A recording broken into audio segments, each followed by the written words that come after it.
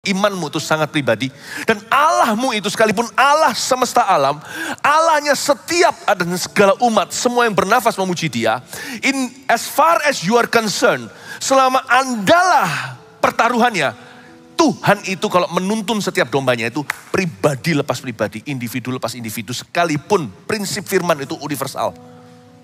Tuntunannya tidak universal.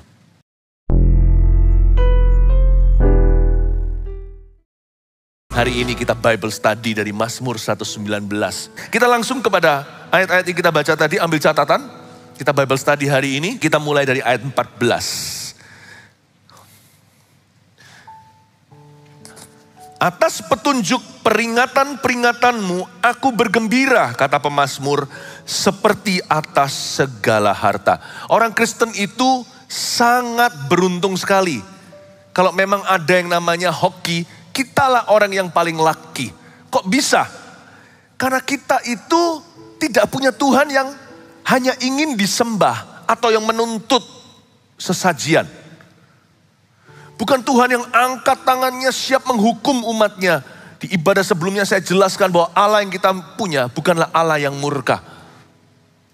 Tapi kita orang Kristen itu paling beruntung. Karena Tuhan yang kita sembah itu adalah personal guide. Dialah CEO pribadi you and me. Makanya dikatakan atas petunjuk peringatan-peringatanmu. Tuhan gak hanya memperingatkan, Tuhan menunjukkan jalan. Kata petunjuk di sana guidance. Guidance. Dia bisa mengarahkan kita kepada sasaran yang tepat. Individu lepas individu. Seperti yang terjadi sekarang, roket di Timur Tengah. Langsung ada laser dan menuju ke sana untuk menggagalkannya. Dia mau ke kiri dikejar ke kiri, ke kanan dikejar ke kanan. You know that your faith is very personal. Imanmu itu sangat pribadi.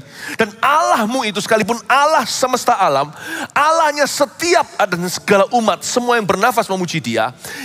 As far as you are concerned, selama Andalah pertaruhannya, Tuhan itu kalau menuntun setiap dombanya itu pribadi lepas pribadi, individu lepas individu, sekalipun prinsip firman itu universal.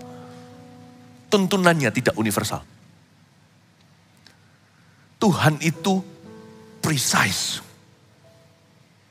Untuk menggagalkan rancangan musuh dalam hidupmu, dialah laser point itu.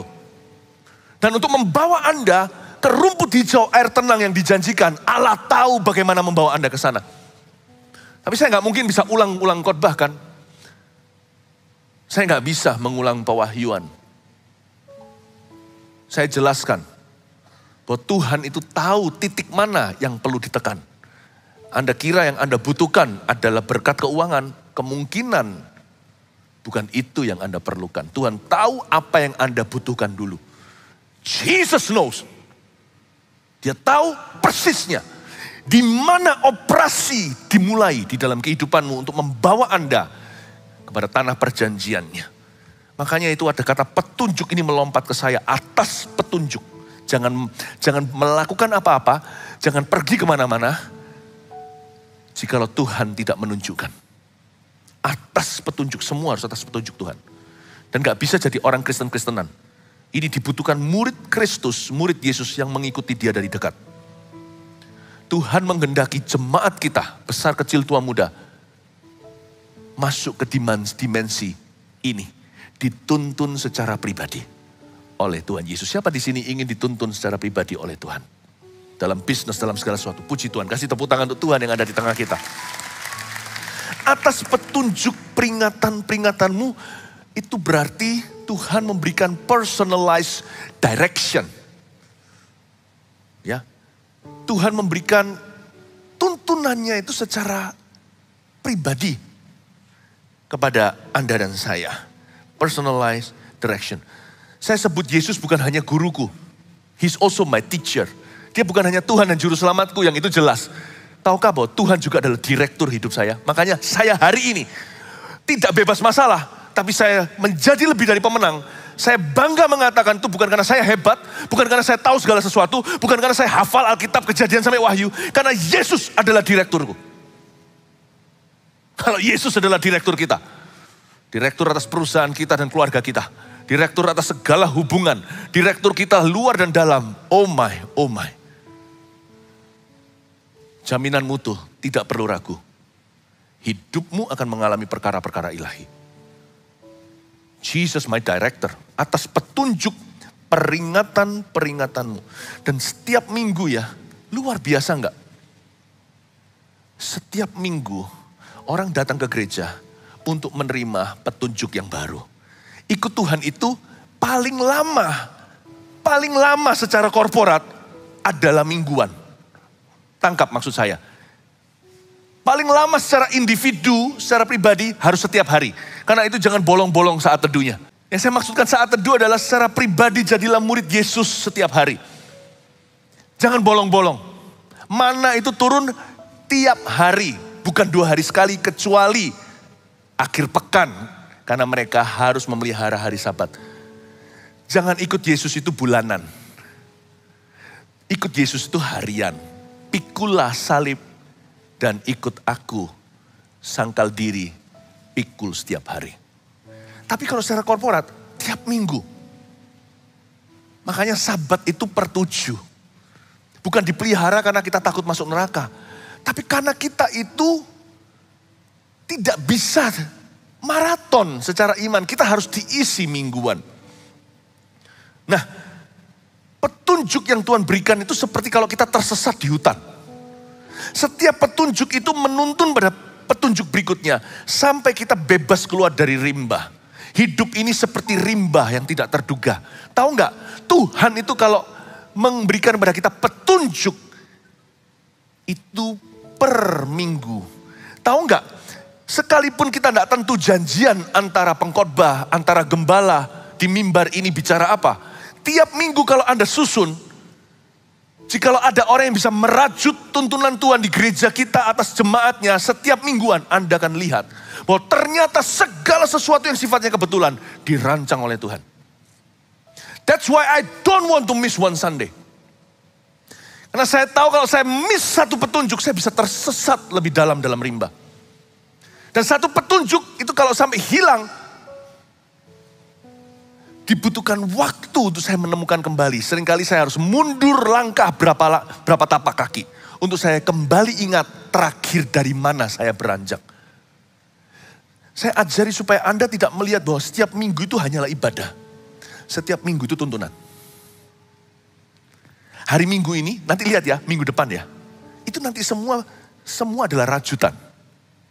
Meskipun jemaat banyak, tapi masing-masing secara individu akan mendapatkan tuntunan secara individu. Dan kalau Anda lihat sepanjang tahun, kalau saya renungkan, wow, God is leading our church. Allah menuntun gereja kita dan jemaatnya. Itulah sebabnya I never want to miss one sermon. Saya tidak mau. Karena saya tahu itu petunjuk untuk hidup saya. Disitulah akselerasi. Saya tidak mau kehilangan momentum. Kalau Anda lihat perlombaan race atau perlombaan mobil kendaraan. Kalau satu mobil tiba-tiba tertabrak, tapi nggak apa-apa, bisa resume kembali jalan. Tapi dia pasti kalah. Karena dia harus mulai dari nol lagi. Dia nggak bisa lagi menyusul, dia kehilangan momentum. Pikiran kita, janganlah, pokoknya hidupku jalan. Jangan kehilangan momentum, waktunya sudah dekat. Setiap minggu itu catatlah khotbah. Saya ngomong begini, bukan supaya orang itu ke gereja. Saya ngomong seperti ini, supaya jemaat Tuhan diberkati. Saya yakin kalau Anda mengikuti Tuhan dengan cara begitu, seperti saya sendiri mengikuti Tuhan dengan cara demikian, hidup kita pasti mengalami perkara-perkara ilahi. Katakan amin. Dengan atas petunjuk peringatan-peringatanmu aku bergembira seperti atas segala harta. Makanya tidak heran orang bisa saja datang dari jauh. Ada yang datang dari luar kota. Saya dengar cerita-cerita bukan hanya di gereja kita. Di gereja-gereja juga. Bagaimana orang kadang-kadang setiap minggu terbang. Coba bayangkan. God bless you. Begitu dong. Kalau dengar sesuatu yang kena itu amin kayak tadi gitu. Amin. Orang itu datang dari luar kota. Orang itu khusus terbang. Why? Bukan dengar ceramah atau sekedar dengar khotbah. Karena dia percaya dalam apa yang dia dengarkan ada petunjuk Tuhan dalam hidupnya. Tahukah firman itu mahal? Hadirat Allah itu tak ternilai harganya. Tahukah people will die just to sit where you are. Orang itu rela bahkan menggantikan dengan nyawa untuk duduk di mana Anda berada sekarang. Di tempat-tempat tertentu, di mana Injil ditekan dan dianiaya. Orang itu belan-belanin ke gereja dengan resiko dihukum mati. Saya ngomong begini supaya Anda mengerti bahwa apa yang Anda dan saya nikmati setiap minggu, setiap hari itu valuable. Jangan sampai kita kehilangan baru kita rasakan betapa berharganya tadi yang aku miliki. Atas petunjuk peringatan-peringatanmu aku bergembira. Cara saya ke gereja setiap minggu adalah, Tuhan, aku pergi ini untuk memuji dan untuk mempersembahkan diri. Namun demikian, aku minta petunjukmu. Aku datang ke gereja bukan setor muka, bukan ceklok Tuhan. Aku datang untuk menerima petunjuk yang fresh dan segar serta baru. Orang kalau datangnya dengan ekspektasi seperti itu, pulangnya beda. Pulangnya beda. Nah sekarang saya ajari Anda berenang dalam urapan. Ayat yang ke-15 sekarang. Aku hendak merenungkan titah-titahmu. Ini mulai masuk ke perenungannya. Dan mengamat-amati jalanmu. Aku akan bergemar dalam ketetapan-ketetapanmu. Firmanmu tidak akan kulupakan. Kata aku hendak merenungkan di sini, kata renung di sana, merenungkan atau meditasi adalah recalling what you have committed to your memory. Itu artinya merenungkan. Merenungkan itu playback button atau suatu tombol playback atau zaman dulu VHS itu rewind. Merenungkan itu bukan mendengarkan, merenungkan itu harus mendengarkan dulu. Tidak ada renungan kalau tidak dengar-dengaran. Setelah kita dengarkan, kita playback, kita tekan tombol itu dalam memori kita, apa yang telah kita simpan di dalam sana kita keluarkan seperti Mama Biak.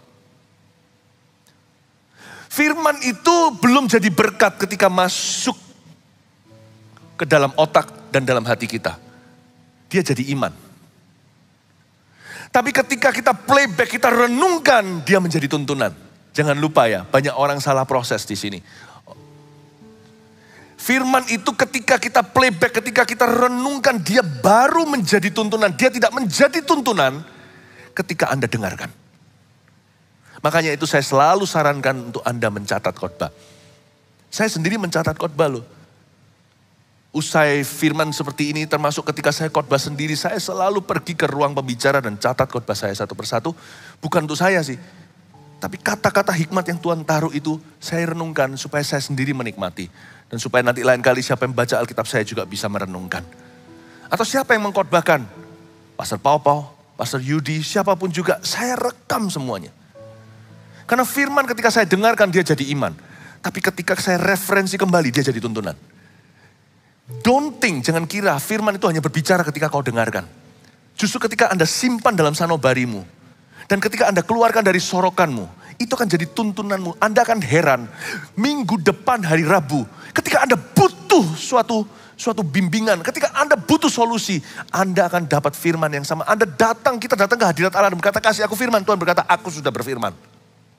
Ayo Tuhan kasih tuntunan. Itulah sebabnya banyak orang tidak mengerti cara memperlakukan Tuhan. Masuk hadirat Allah, keluar gigi jari. Karena semua firman yang Tuhan sudah taburkan akan kembali sia-sia apa yang keluar dari mulut Allah. Karena itu jangan pernah simpan rema-rema yang telah Anda terima itu di dalam berangkas Anda. Atau yang susah diambil harus ke bank. Simpan di tempat terdekat.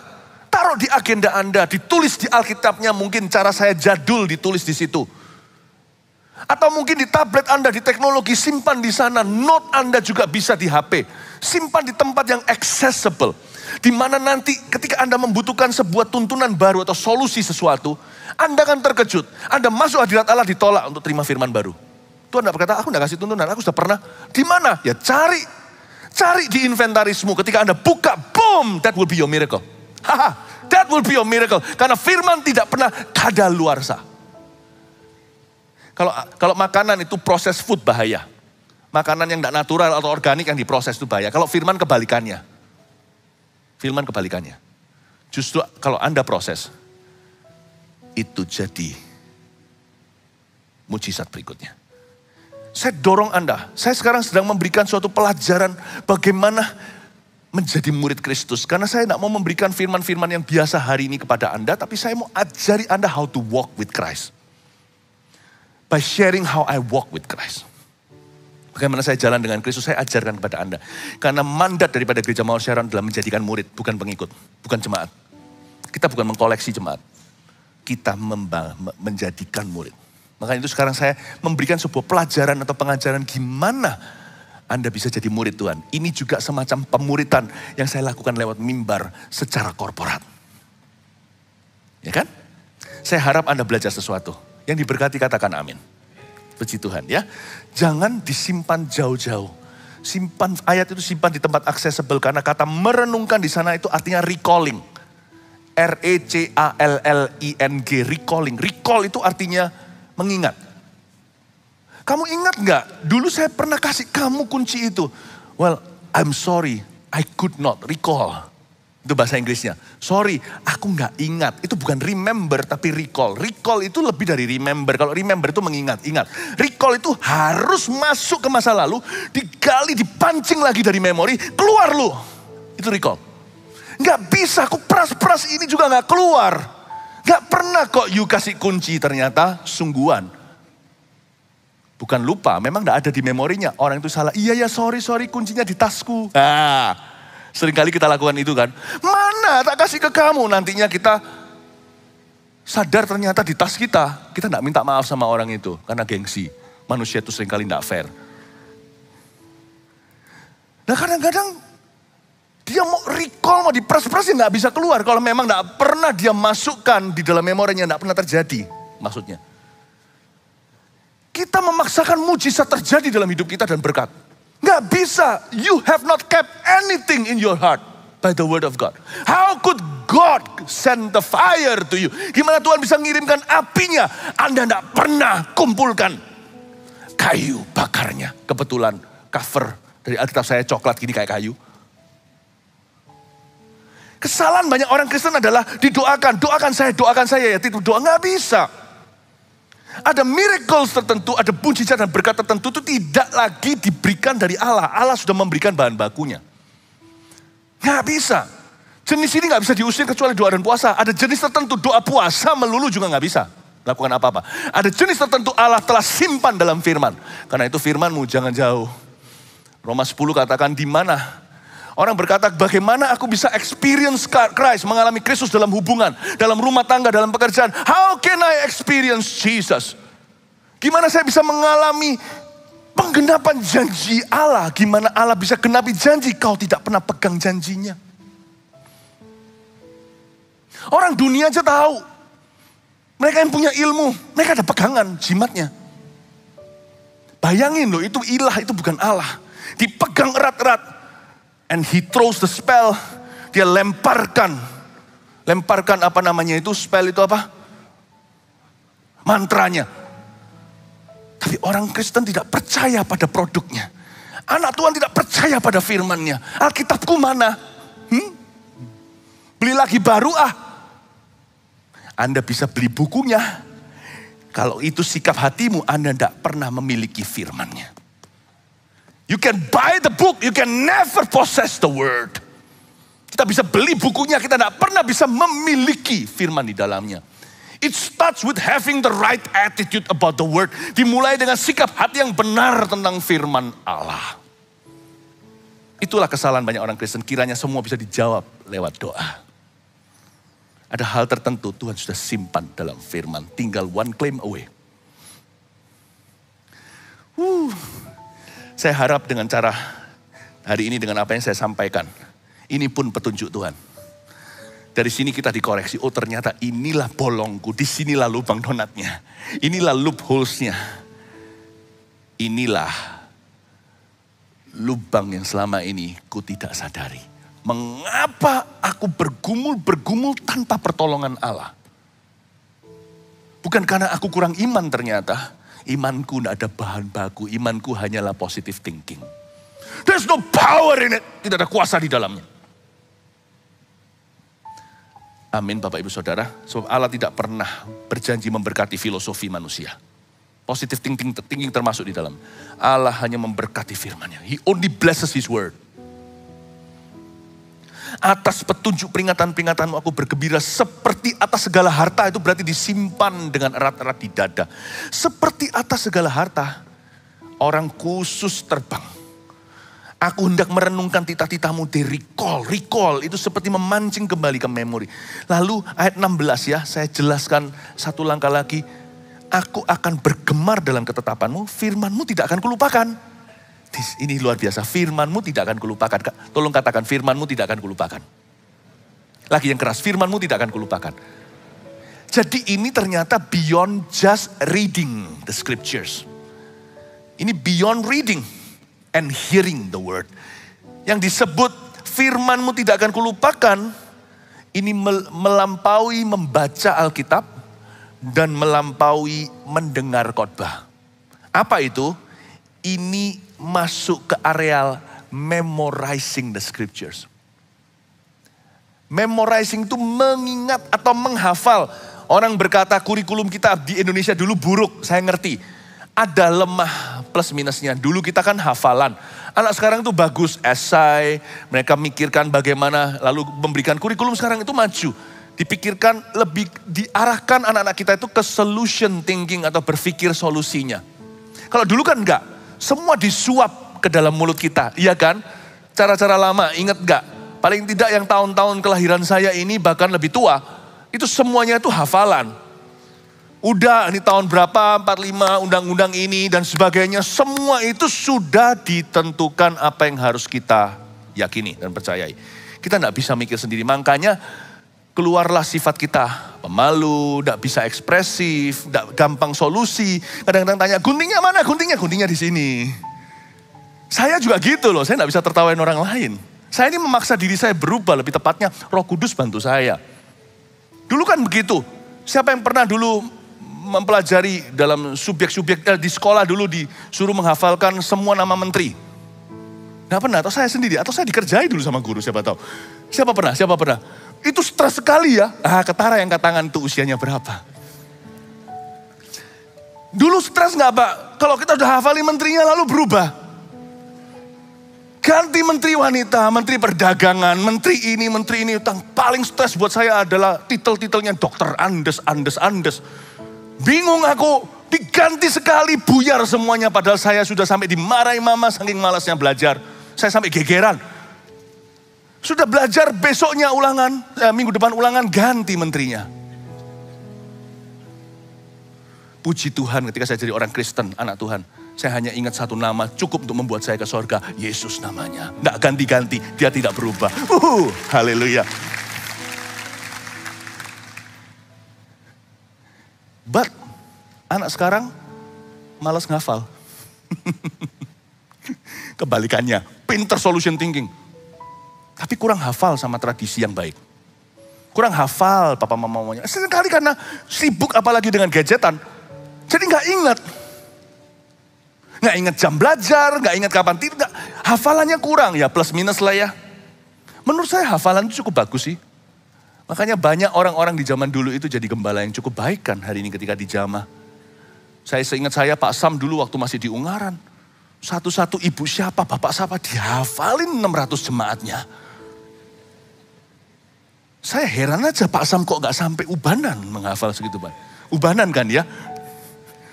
Bayangkan, hafalan itu pretty good. Kenapa hafalan itu membuat kita jadi ketika membutuhkan informasi itu sudah di luar kepala. Gak bisa kita hanya menghafal firman Tuhan. Kita juga harus mengerti. Tapi jangan-jangan nanti gereja kita hanya mengerti doang. Nanti jemaatnya kalau ngomong sama orang gitu, nggak tahu di mana gitu di Alkitab tuh di situ ada tertulis gini sih, segala jalan menuju ke Roma. Nggak ada. Hanya pernah pengkhotbahnya pernah berapa kali mengatakan itu lalu kata ada kok Pastor Philip ada di kitab Roma pasal 1 ayat 16. Semua jalan menuju ke Roma, salah. Aku punya keyakinan kokoh atas Injil itu. Roma 1 ayat 16. Karena Injil adalah kekuatan Allah. Dia menyelamatkan orang dan menuntun orang dari iman kepada iman. Pertama orang Yahudi, lalu orang Yunani dan semua orang yang Tuhan akan panggil. I am convinced of the gospel. For the gospel is the power of God to save those who believe. For it leads people from faith to faith. First the Jews, then the Gentiles. Luar kepala. Jangan lupa, saya adalah lulusan PSPB zaman dulu, PMP. Hafalan. Jadi itu keuntungan buat saya, di generasi saya. Saya hafal firman. Jadi kalau saya butuh firman, seperti Yesus dicobai di padang gurun, langsung ada tertulis. Ada tertulis, bukan kira-kira ada. Makanya itu merenungkan. Oh gini loh, tapi Pastor Philip ini kalau kasih saya homework ya, susah loh jadi orang Kristen gini. Gak bisa saya jadi orang Kristen yang cuma disuapi saja. Tahun pertama oke. Tapi kalau setelah bertahun-tahun jadi anak Tuhan, apalagi jadi jemaat Mawar Sharon, Anda gak tahu firman. Cuma disuap dari atas sini. Menurut saya yang rugi Anda. Your faith needs challenging. Needs to be challenged. Your faith needs challenges. Salah Inggris tadi. Imanmu butuh tantangan dan butuh ditantang. Needs to be challenged. Kalau enggak ya, saya membunuh Anda. Kalau saya tidak menantang Anda sebagai gembala Anda, saya salah di depan Tuhan meninabobokan. Dan nanti yang kerdil bukan gereja ini. Gereja ini tambah besar, kelihatan orangnya banyak. Yang kerdil hidupmu. Satu-satu bolong-bolong kemenangan, tidak terjadi apa-apa kecuali bergumul melulu, tidak ada pertolongan Tuhan. I want you to win. Bottom line, tidak bisa dinegosiasi, tidak bisa ditawar-menawar lagi. Sebagai gembala saya ingin jemaat yang kami gembalakan. Satu-satu lebih dari pemenang dalam hidup mereka secara pribadi. Kasih tepuk tangan untuk Tuhan.